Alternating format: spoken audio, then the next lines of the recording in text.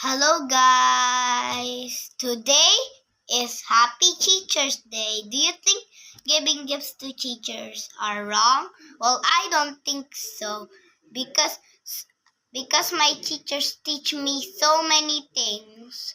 My math teacher teaching me geometry, English, and science and Tagalog.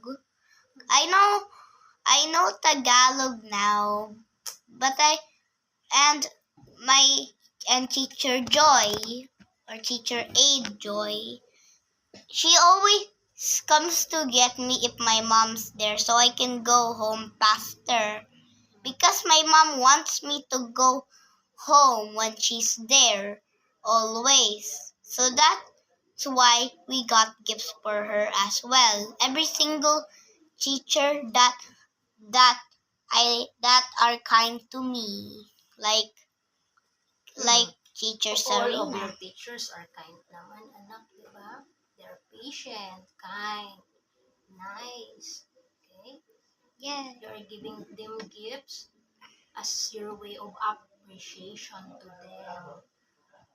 For taking Yay. care of you whenever you are in the school, for teaching you so many things so Like that you will grow responsible, mature, and knowledgeable. It's not you're giving gifts not because you wanted them to give you high grades. It's your way of appreciation. So think about that, ha? Always remember you are giving gifts because you want to appreciate what they did to you. and Okay? and if I get hurt, like if someone nearly shuts the door on these two fingers, that actually happened. Teacher Sarina or teacher Clarice went to go to my advisor to bring me to the clinic, Mm. and Anyways, nung and it nadapa ka, healed. oh, look, nadapa ka. Yes, it still hurts. Teacher help you.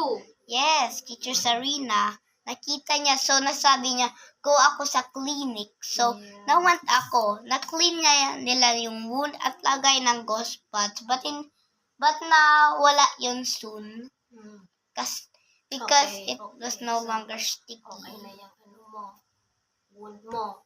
Do not run and run kasi, anak.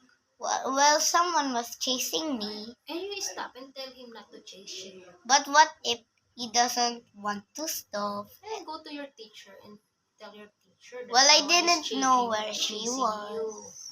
Hindi ko, I didn't know where Because she if you was. will run,